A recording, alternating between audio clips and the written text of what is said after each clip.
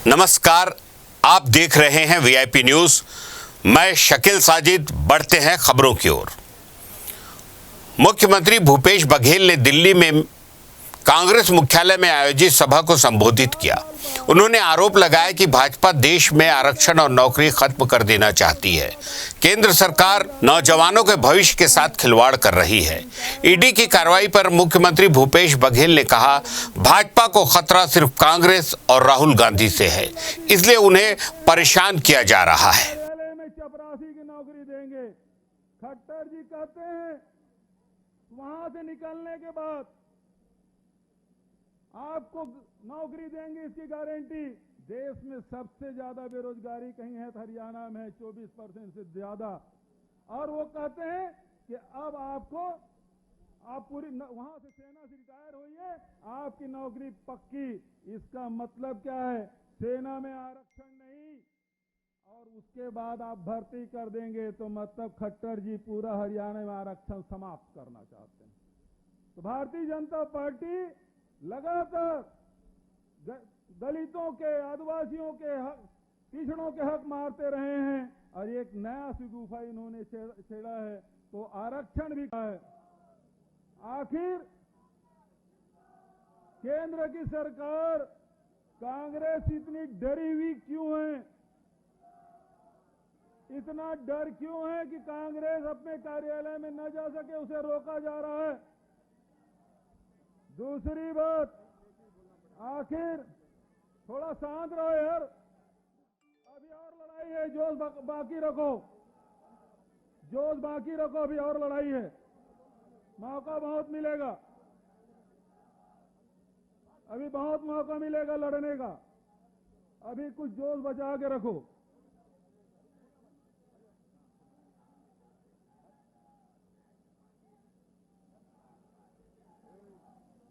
थोड़ा शांत रहें।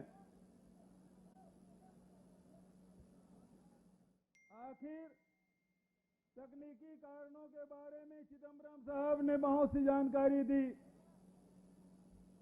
National Herald AJL Young India के बारे में जानकारी हमारे सुरजेवाला जी ने दिया। कल भी मनु सिंघवी जी ने, अजय माकन जी ने, सबने अपनी बात रखी। प्रेस में लगातार हमारे सब वरिष्ठ नेतागण मीडिया के माध्यम से पूरे देश को जानकारी दे रहे हैं। आखिर असंवैधानिक तरीके से राहुल जी को क्यों बुलाया गया? किसानों के साथ, उनके भविष्य के साथ खिलवाड़ कर रहे हैं। इस आवाज को दबाना चाहते हैं और देश के गरीबों, किसानों, मजदूरों के साथ राहुल गांधी लड़ाई लड़ रहे हैं, तो उनको दबाने की कोशिश कर रहे हैं।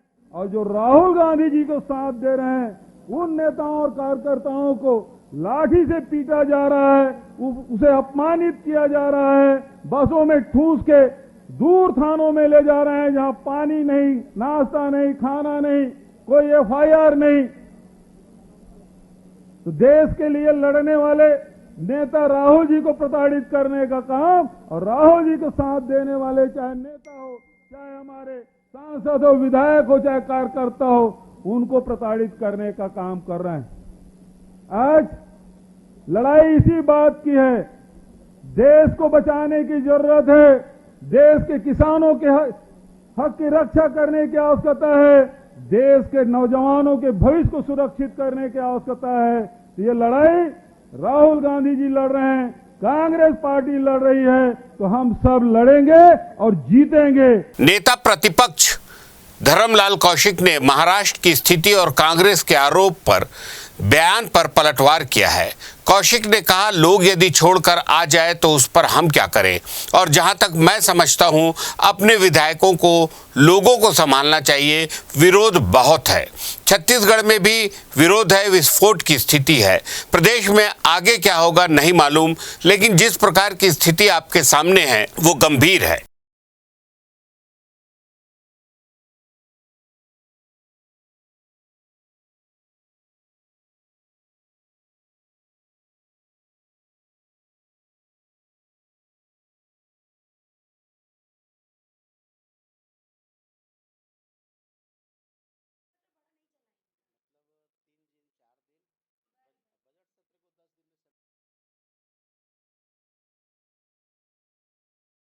देखिए, प्रदेश में इतनी समस्याएं हैं कि किसानों को खाद नहीं मिल रहा है। यहाँ पर विकास के कार्य पूरे ठप हो चुके हैं। अभी स्वास्थ्य विभाग के जो हालात है, चरमराई हुई है और उसके साथ में पूरे प्रदेश में देखेंगे कि हाहाकार मचा हुआ है।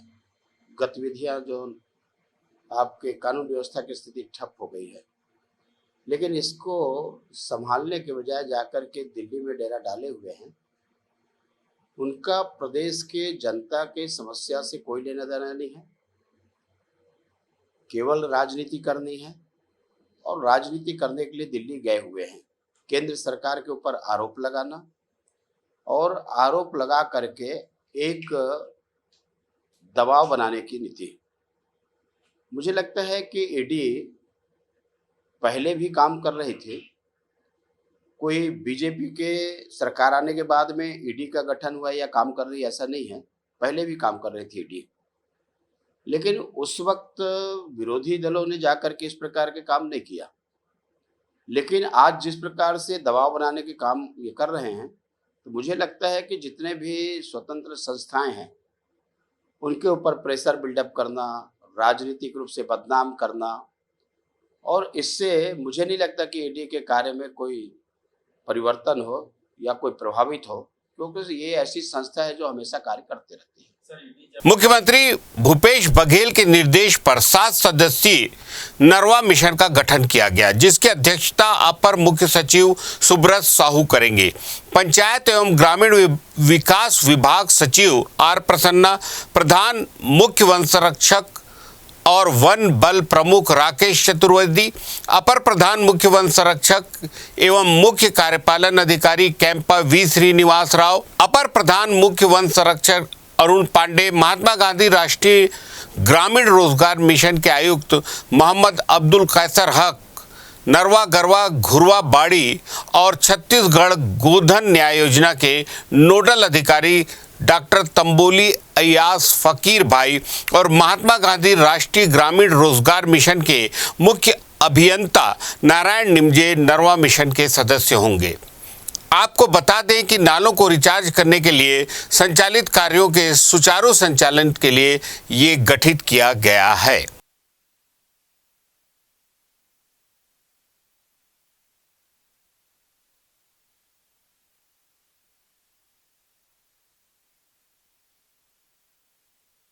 छत्तीसगढ़ में गाय के गोबर से लिए गौकाष्ठ, हर्बल गुलाल, ब्रीफकेस के साथ कई प्रोडक्ट बनाए गए हैं।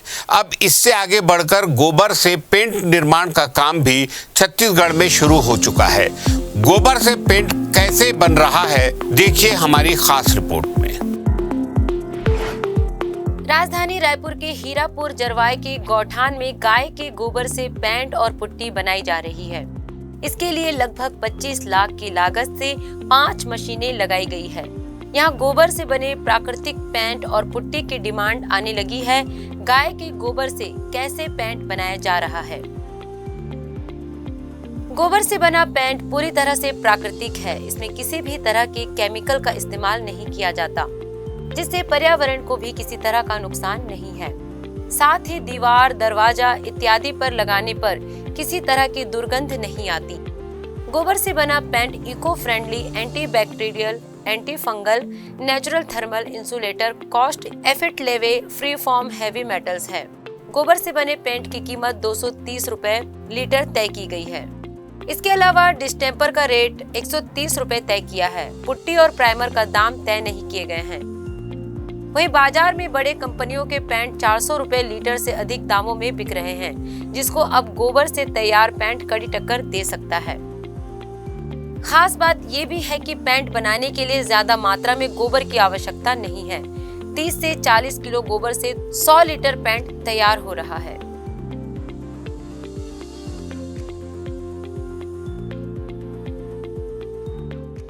राजधानी रायपुर से लगे जरवाए के गौठान में अब गोबर से पेंट भी बनाया जा रहा है। किस तरीके से तैयार किया जा रहा है, किन किन चीज़ों को उसमें मिलाया जा रहा है, मेरे साथ बने रहिएगा। आपको पूरा प्रोसेस दिखाएंगे किस तरीके से गौठान में गोबर से बने पेंट बनाया जा रहा है। हमारे साथ बातचीत करने के लिए डायरेक्टर है रामेश्वर शर्मा जी, उन्हीं से समझेंगे। सर, किस तरीके से तैयार किया जाता है, शुरुआती प्रोसेस क्या क्या होता है, बताएंगे। सबसे पहले हमें नहीं गोबर को पानी के साथ मिक्स करके, सबसे पहले हम ताज़ा गोबर लेते हैं 2-3 दिन पुराना, और उसको पानी के साथ मिक्स करके इस मशीन में डालते हैं। इस मशीन को फिर चला करके इसको अच्छी तरह घोल लिया जाता है।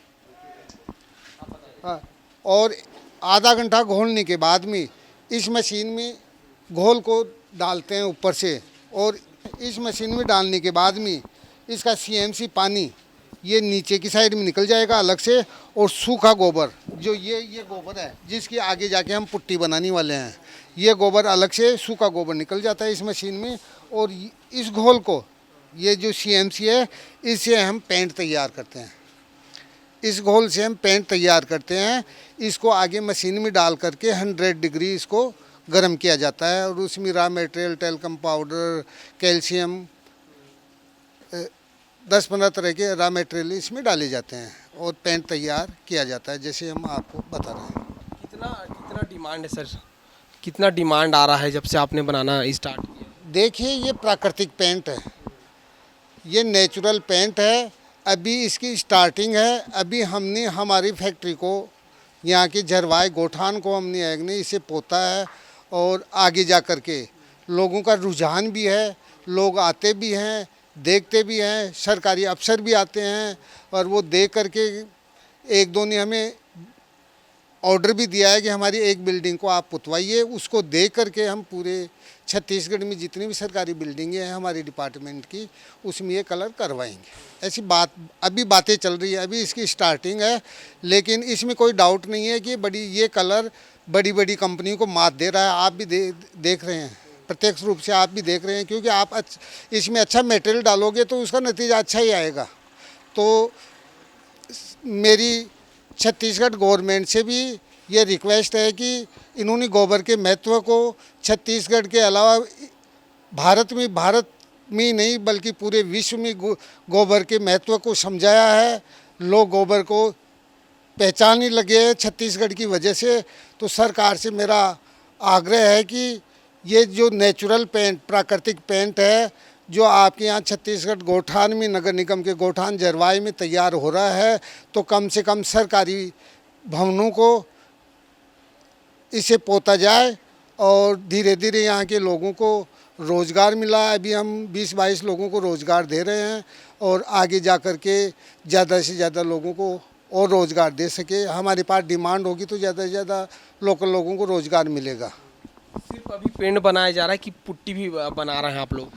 पेंट तो हमारा पुट्टी का हमारा सैंपल गया हुआ है, पुट्टी भी हम बनवाएंगे, और पेंट इस वक्त बनाया जा रहा है।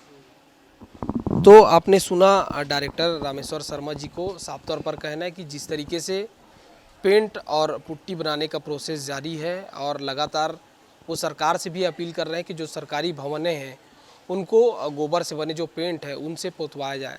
बहरहाल आप देखने वाली बात यही होगी कि आने वाले दिनों में किस तरीके का यूज़ इस पेंट का होने वाला है। कैमरा पर्सन टीकू साहू के साथ खोमन साहू, VIP न्यूज़, झरवाए। बलौदाबाजार के मातृ शक्ति संगठन ने कलेक्टर को मुख्यमंत्री के नाम ज्ञापन सौंपा। संगठन ने 30 दिसंबर 2022 तक पूर्ण शराबबंदी की मांग की है। उन्होंने विधवा, परित्यक्ता, वृद्धा, विकलांग पेंशन में सर्वे सूची की बाध्यता हटाए जाने की मांग भी की है। 30/12/2022 तक के छत्तीसगढ़ में पूर्ण शराबबंदी होना चाहिए, मांग को लेके हमारे कलेक्टर ऑफिस आए थे, और हमने सर को ज्ञापन सौंपा है। और इसमें जो भी हिंसा होती है, अपराध होता है, वो शराब के कारण होता है। हम चाहते हैं कि उसकी पूरी तरीके से पूर्ण बंद होना चाहिए। आज हम लोग कलेक्टर ऑफिस आए हैं विधवा परित्यक्ता, जिसमें वृद्धावस्था पेंशन की जो योजना है, इसमें बाध्यता जो हटाई जाए, इसके लिए हम लोग आज अपना ज्ञापन दिए हैं मातृ शक्ति संगठन की तरफ से। कलेक्टर साहब किनको दिया है? हमने कलेक्टर सर को ज्ञापन दिया है आज। क्या आश्वासन मिला है? आश्वासन मिला है कि हमारी जो मांगे हैं मुख्यमंत्री जी के पास पहुंच जाए। लेते हैं एक छोटा सा ब्रेक। मुख्यमंत्री सुपोषण योजना। उम्दा सेहत किसी नेमत से कम नहीं और एक अच्छी सेहत के लिए सुपोषण जरूरी है। प्रदेश के बच्चों और महिलाओं को कुपोषण और एनीमिया से मुक्त करने का अभियान है मुख्यमंत्री सुपोषण योजना। गर्भवती माताओं को लिए तो अभी रेडी टू ईट का पैकेट है, तो उनको क्या है हम लोग देते हैं और साथ में समझाते हैं कि उसको किस तरह से खाना है। और 6 माह से 3 वर्ष के बच्चे हैं उनके लिए रेडी टू ईट का पैकेट है। मतलब एक पैकेट रहता है वो 1 सप्ताह के लिए रहता है, तो उसको 6 दिन के हिसाब से क्या है उसको 6 हिस्सा करके खाना है और उसको मतलब अच्छे से साफ सफाई से रखना है और अच्छे से खाना है, क्योंकि उनके सेहत के लिए बहुत ही मतलब लाभकारी है। उसमें बहुत सारी चीज़ें हैं जो मिलके बनी हुई हैं। रेडी टू ईट के साथ गर्म भोजन भी देते हैं। गर्म भोजन में है दाल चावल रोटी सब्जी और अचार पापड़ गुड़ गर्म भोजन में गर्भवती माताओं के लिए। जैसे पता चलता है माँ गर्भ में है उसको हम टीका लगाते हैं। मान लीजिए बच्चे 1.5 साल 2 साल का है तो माँ को एक टीका लगता है बूस्टर, और जो माँ 3 साल के बाद दूसरा गर्भधारण करते हैं उनको 2 टीका लगता है। टीडी का पहले टिटनेस लगता था, अभी उसका नाम चेंज होके टीडी हो गए। और आयरन फोलिक एसिड टेबलेट जैसे 1.5 महीना में माँ हमारे पास आते हैं तो हम आयरन फोलिक एसिड टेबलेट देते हैं, और जैसे 4 महीना से हम आयरन टेबलेट देते हैं। स्वस्थ नागरिक स्वस्थ प्रदेश। ब्रेक के बाद आपका फिर से स्वागत है। भिलाई छावनी पुलिस को हत्या के फरार आरोपी को पकड़ने में सफलता मिली है। बता दें कुछ दिन पहले छावनी थाना इलाके में हुए विवाद के बाद कुछ युवकों ने रंजीत सिंह नाम के युवक को बेसबाल से पीटकर और धारदार हथियार मारकर हत्या कर दी थी। पुलिस ने मास्टरमाइंड लोकेश पांडे समेत 6 आरोपियों को पकड़ा है। बताया गया है पहले भी इन आरोपियों के खिलाफ कई संगीन मामलों में अपराध दर्ज है। एक आध राउंड घुमाओगे क्या? ऐसे गोल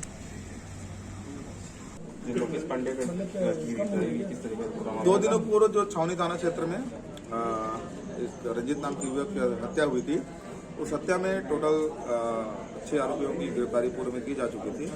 और आज घटना का जो मास्टरमाइंड है लोकेश पांडे, उसकी गिरफ्तारी की गई है।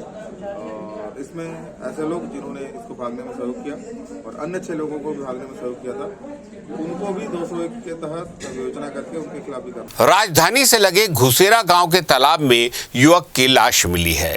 मुजगहन पुलिस मौके पर पहुंची और ग्रामीणों की मदद से शव को तालाब से बाहर निकाला। मृतक की शिनाख्त नहीं हो पाई है, लेकिन उसके हाथ में गोदना से सोहन लाल लिखा हुआ था। बहरहाल पुलिस जांच में जुट गई है।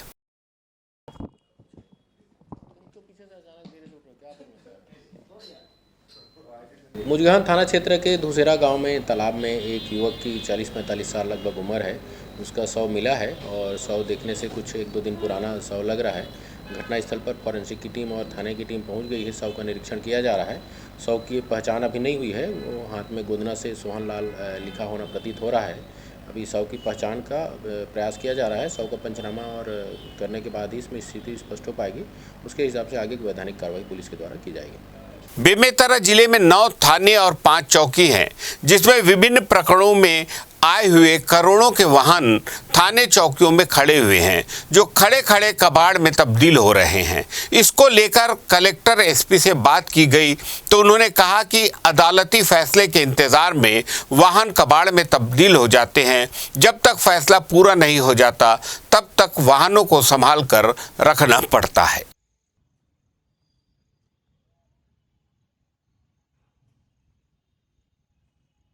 बलौदाबाजार जिले के बिलाईगढ़ के टिकरीपारा में कई लोग डायरिया के शिकार हो गए हैं, जिन्हें सामुदायिक स्वास्थ्य केंद्र में भर्ती कराया गया है। बताया गया है अब तक 72 लोग डायरिया के चपेट में आ गए हैं। वहीं 2 लोगों की मौत भी हो चुकी है। मुख्य चिकित्सा एवं स्वास्थ्य अधिकारी MP महेश्वर ने बताया मां और बच्चे का इलाज झोला छाप डॉक्टर से चल रहा था, जिससे दोनों की मौत हो गई। अभी सामुदायिक स्वास्थ्य केंद्र में कुछ लोगों का इलाज चल रहा है।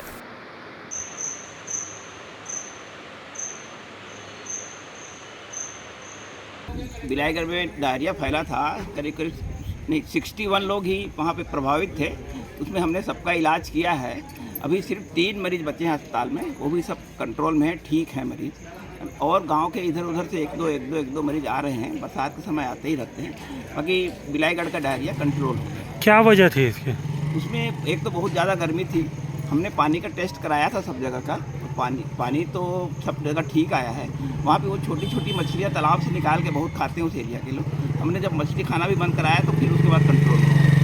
मौत हुई थी एक बच्चे की और उसकी माँ की, वो उसी समय पहले 1-2 दिन पहले ही हो गया था। उन्होंने किसी को कोई जानकारी ही नहीं दी थी और शायद उन्होंने बाद में हम गए तो बताया उन्होंने कि किसी डॉक्टर को बुला के घर में रात को इलाज कराए थे। मुंगेली जिले के लोरमी सरकारी अस्पताल में हुई डॉक्टर से मारपीट मामले में विवाद लगातार बढ़ता ही जा रहा है। अब सर्व आदिवासी समाज सरकारी डॉक्टर के खिलाफ कार्रवाई को मांग लेकर बुधवार को लोरमी थाना पहुंचा हुआ था।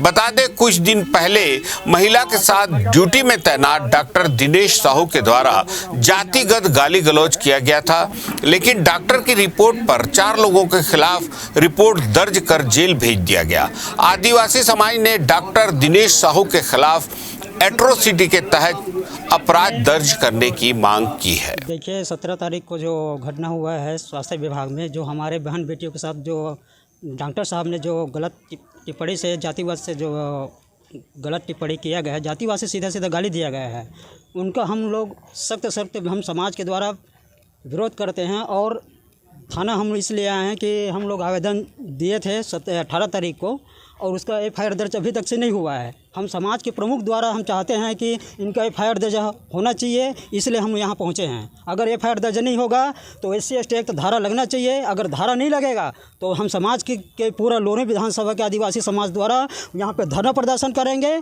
जंगी प्रदर्शन होगा। अगर कार्रवाई नहीं होता है तो इसका शासन प्रशासन इसका जिम्मेदार रहेगा, सीधी बात है। लेते हैं एक छोटा सा ब्रेक।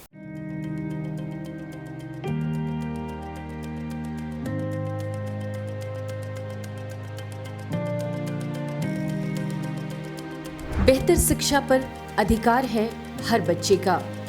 छत्तीसगढ़ के स्कूली बच्चों के बेहतर भविष्य के निर्माण के लिए उन्हें अंग्रेजी माध्यम में निःशुल्क शिक्षा प्रदान करने के लिए 2020-21 में आरंभ की गई स्वामी आत्मानंद शासकीय अंग्रेजी माध्यम स्कूल योजना प्रदेश में शैक्षणिक सत्र 2020-21 में 52 और शैक्षणिक सत्र 2021-22 में 119 स्वामी आत्मानंद शासकीय अंग्रेजी माध्यम स्कूल खोले गए।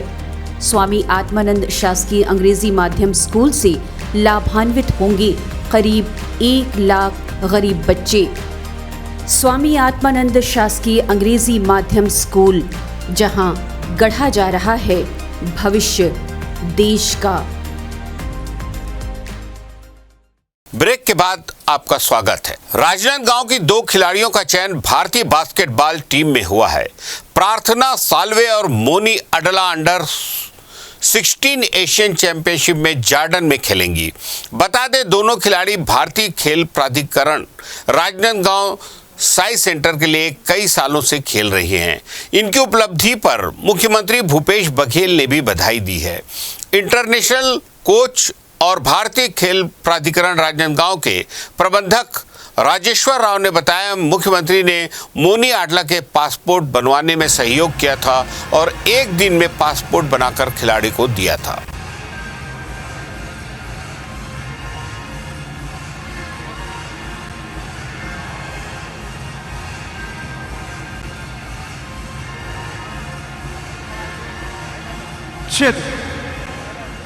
Well, ladies and gentlemen, boys and girls, all eyes on the court. अपनी निगाहें कोर्ट पर। स्वागत है आप सभी का। The Basketball Federation of India स्वागत करता है आप सभी का to the culmination of the Indian National Basketball League 3x3। थोड़ा जोरदार ताली हो जाए, शोर हो जाए, come on! Well, what a journey it's been so far. What an exciting journey it's been so far for multiple teams from across the country. Well, it all प्रबंधक या कोच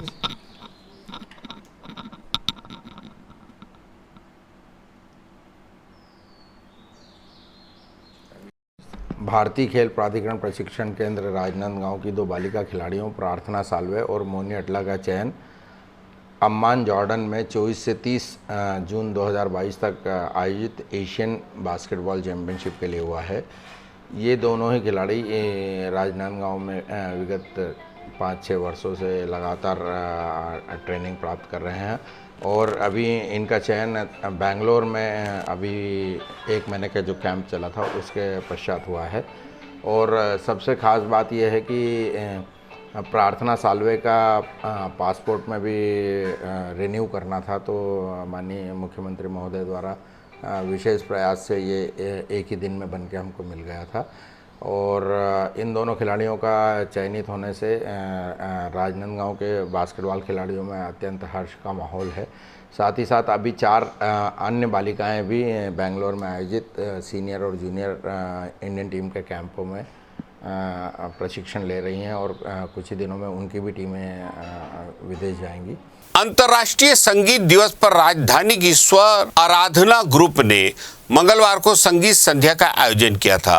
सुरों से सजी इस महफिल में महिलाओं ने संगीत की प्रस्तुति दी। संगीत संध्या में ऋचा मिश्रा, रश्मि अग्रवाल, प्रभा अग्रवाल, स्वाति ठाकुर, भावना धगट, सांत्वना धगट, नीलम दिवाकृति, नीलम जुनेजा, आभा अग्रवाल, दीप्ति, संध्या जैन, शोभा अग्रवाल और राशि सम्मिलित हुई।